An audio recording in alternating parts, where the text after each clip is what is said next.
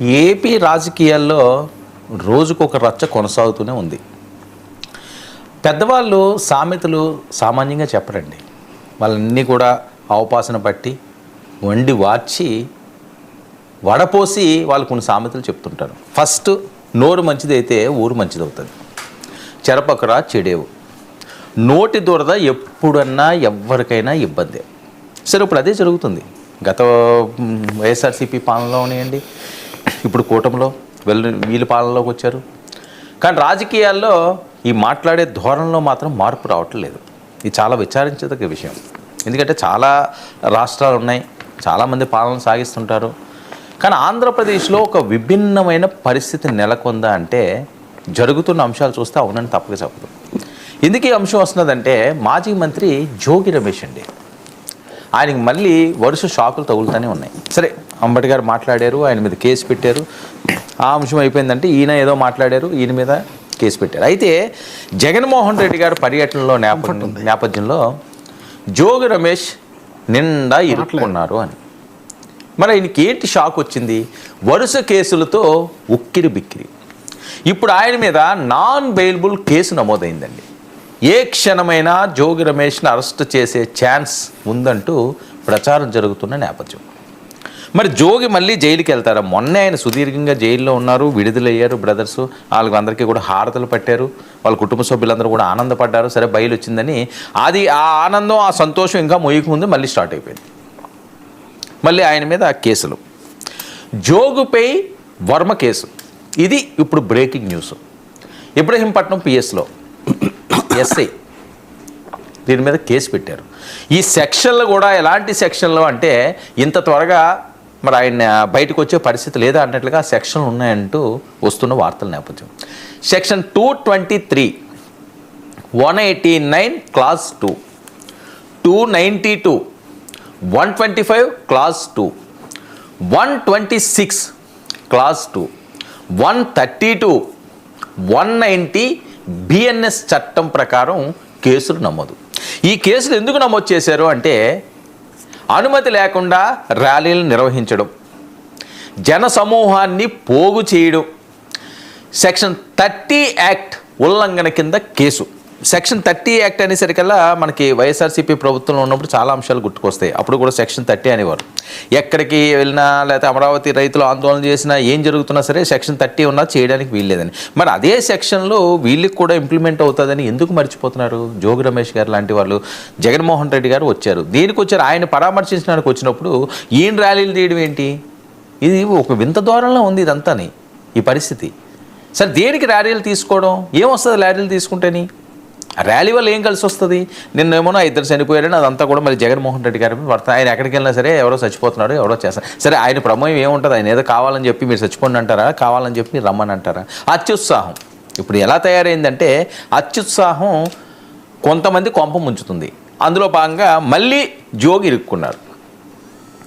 Nuisance కింద create చేశారని ఫిర్యాదు. జగన్ టూర్లో జోగి రమేష్ పోలీసులు విధులకు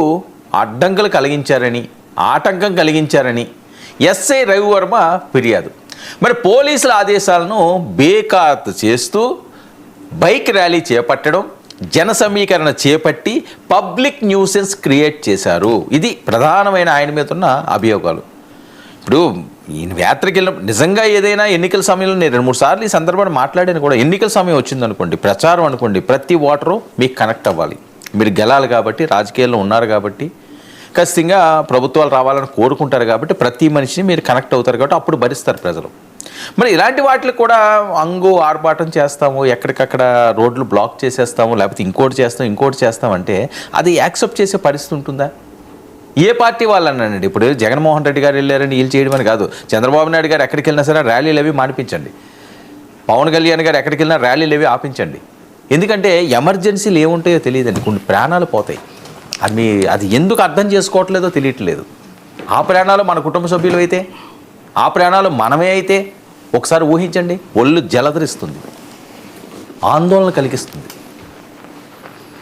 సో మనం మంచి మెసేజ్ ఇవ్వడానికి చూడాలి తప్పించి మనమే కొన్ని వాటిని ఎగదోద్దాం, జనాల మీదకి పంపిద్దాం అనే పరిస్థితి ఎందుకు వస్తుంది? మరి ఈరోజు కేసు ఏ క్షణంలోనైనా అరెస్ట్ అంటున్నారు. మళ్ళీ అవసరమా? మొన్నే కదా బెయిల్ మీద వచ్చారు, మళ్ళీ అవసరమా? అదిగో జగన్మోహన్ రెడ్డి గారి సమక్షంలోనేమో ఆయన పవన్ కళ్యాణ్ గారి దుర్భాషలాడిన తిట్లు, అనరాని మాటలు, ఒకటా రెండా? సో అప్పుడేదో సరే అయింది, మరి దాని మీద అయితే ఈయన కేసు పెట్టలేదు. వాళ్ళు కూడా కొద్దిగా ఆచితూచి అడుగులు వేస్తున్నారు. ఆ బయట ఉన్నది, ఆ బయట ఉంటే ఒకసారి ప్లే చేయండి. అది వినిపించకూడదు, కానీ తప్పని పరిస్థితి కొంతమంది. పిచ్చి కుక్క ఎవడో పవన్ కళ్యాణ్ అనేవాడు పిచ్చి కుక్క. ఏమయ్యా ఏమయ్యా పవన్ కళ్యాణ్, పెళ్ళాలని మార్చడం కాదు, నువ్వు పెళ్ళాలని మార్చడం కాదు, ఎన్ని పార్టీలను మార్చావురా బాబు నువ్వు, ఎన్ని పార్టీలు మార్చావు? BSP, BJP, TDP, CPI, CPM, పెళ్ళాలను మారుస్తావు, పార్టీలు మారుస్తావు. మార్చడం అనేది, తార్చడం అనేది ఈ పవన్ కళ్యాణ్కి వెన్నతో పెట్టిన విద్య. పార్టీలు మారుస్తాడు. ఈ మధ్య పవన్ కళ్యాణ్ కూడా చెప్తా ఉన్నా, పవన్ కళ్యాణ్ నువ్వు ఒక కంపెనీ పెట్టుకోవచ్చు. కంపెనీ ఏంటి? ఏ పార్టీని ఏ పార్టీతో కలపాలా, ఏ పార్టీని ఏ పార్టీతో కలిపి పోటీ చేయించాలని చెప్పేసి అక్కడ ఢిల్లీలో ఒకడు ఉన్నాడు. ఢిల్లీలో ఒక ఏమంటారండి, ఏమంటాం అది అది వినడమే చాలా అసహ్యంగా ఉంది. అది ఎవరు మాట్లాడినప్పటికీ కూడా ఏం మాట్లాడుతున్నాడండి ఆయన? దీని మీద మరి నిజంగా ఈరోజు ప్రభుత్వాలు ఉంటే కేసేస్తే ఎంత దారుణమైన మాటలు అవి. ఆ సంబోధనలు ఏంటి, మార్చడం ఏంటి, తార్చడం ఏంటి? ఎవరిని అంటారండి తార్చడాలని? కంపెనీలు పెట్టుకోవాలనడం ఏంటి, ఎవరితోటో పోల్చడం ఏంటి? మరి ఏమనాలి వీళ్ళని? ఇది కదా వాళ్ళ కొంప ముంచింది, వీళ్ళు కదా వాళ్ళ నిండా ముంచింది, వీళ్ళు కదా 11 స్థానాలకు తీసుకురావడానికి ప్రధాన కారణం. జగన్మోహన్ రెడ్డి గారు కొంప ముంచిన వాళ్ళందరూ కూడా కొంతమంది ఉన్నారు ప్రబుద్ధులు, వాళ్ళే. అది ఆయన తెలుసుకోవాలి. ఎవరికి బాధ అనిపించినా సరే ఇది నిజం, కాదనగలరా? ఎందుకు ప్రజల్లో అంత వ్యతిరేకత వస్తుంది? ఆ మాటలు ఏవైనా సరే సభ్య సమాజం యాక్సెప్ట్ చేసి మాటలా? ఇప్పుడు జోగి రమేష్ని ఏమైనా పవన్ కళ్యాణ్ ఎప్పుడైనా పర్సనల్గా ఏమైనా టచ్ చేశారా? ఆయన ఎవరన్నా ఏవైనా పర్సనల్గా టచ్ చేశారా? అంటే ఏదో 4 ట్రోల్స్ వస్తాయి, 4 వ్యూస్ వస్తాయి, దీని మీద మనకి ఇష్టం వచ్చినట్లుగా చెలరేగి మాట్లాడడం. సో అప్పుడు ఆ రోజుల్లో సాగినాయి. ఇప్పుడు వాళ్ళు ఏకమేకే కూర్చున్నారు, నెత్తి మీదకి ఎక్కి కూర్చున్నారు. ఈ టైంలో తేడా వస్తే అధపాతాళానికి తొక్కేస్తానన్నారు. ఆయన ఏమీ లేనప్పుడే తొక్కేస్తానన్నాడు. ఇప్పుడు అన్నీ ఆయన చుట్టూ ఉన్నాయి. తొక్కడం పెద్ద కష్టమా? కానీ తొక్కట్లేదే. జోగి రమేష్ మీద ఏ కేసులు పడ్డాయి? తప్పు చేసిన కేసులు పడ్డాయి. పవన్ కళ్యాణ్ తిట్టేమని కేసు వేయలేదు. అది తెలుసుకోవాల్సిన అవసరం ఉంది కదా. రాజకీయాల్లో చేయండి. జిగుప్సాకరంగా మారే విధంగా, సభ్య సమాజం సిగ్గుపడే విధంగా ఏ నాయకుడైనా సరే మాట్లాడే తప్పు తప్పు తప్పు. మరి రోడ్లు బ్లాక్ చేసి ప్రజలను ఇబ్బందులకు గురి చేశారు. సున్నితమైన ప్రాంతాల్లో ప్రజలను రెచ్చగొట్టేలా వ్యవహరించారు. 2 కేసుల్లో హైకోర్టు నుంచి అరెస్టు మినహాయింపునకు ఆదేశాలు. ఇక జోగి రమేష్ మరి ఈ కేసును ఎలా ఎదుర్కొంటారు అనేది ఇప్పుడు ఉత్కంఠగా మారుతుంది. జోగి రమేష్పై మరో కేసు నమోదుతో వైసీపీ శ్రేణుల్లో ఆందోళన. చాలా జాగ్రత్తగా ఉండాలండి. ఇప్పటికే జోగి రమేష్పై పలు కేసులు, పోలీసు విధులకు ఆటంకం కలిగించారని ఫిర్యాదులు, కల్తీ మద్యం కేసులో బెయిల్పై ప్రస్తుతానికి ఉన్న జోగి రమేష్ ఇటీవలే బెయిల్పై విడుదలైన సోదరులు మంత్రి నారా లోకేష్ చేసిన వ్యాఖ్యల నేపథ్యంలో, ఆయన మీద చేసిన వ్యాఖ్యల నేపథ్యంలో పలు కేసులు. ఈ కేసుల నుంచి హైకోర్టు ఊరట. జోగి అరెస్టును చేయొద్దని ఆదేశాలు. అయితే ఇప్పుడున్నవి ఆటంకాలు కలిగించడం, సెక్షన్ 30ని ఉల్లంఘించడం, ఇలాంటివన్నీ కూడా నేను ముందుగా చెప్పాను కదా.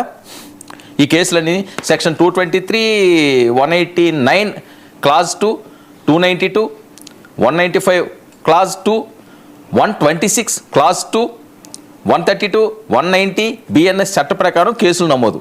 సెక్షన్ 30 యాక్ట్లో ఉల్లంఘించినందుకు అదొక పెద్ద కేసు. ఇవన్నీ కూడా నాన్ బెయిలబుల్ కేసులండి.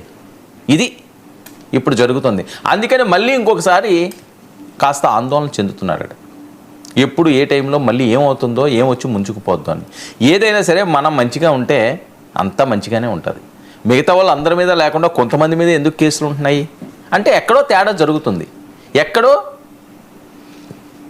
తప్పటడుగులు పడుతున్నాయి, ఎక్కడో తప్పుడు వ్యాఖ్యలు మాట్లాడుతున్నారు. అది తగ్గించుకుంటే ఇంటికి ఒంటికి అన్నిటికీ మంచిది. లేదు తగ్గించుకోము ఇలాగే ఉంటాయంటే ఏ పార్టీ నాయకుడు ఎంత గొప్ప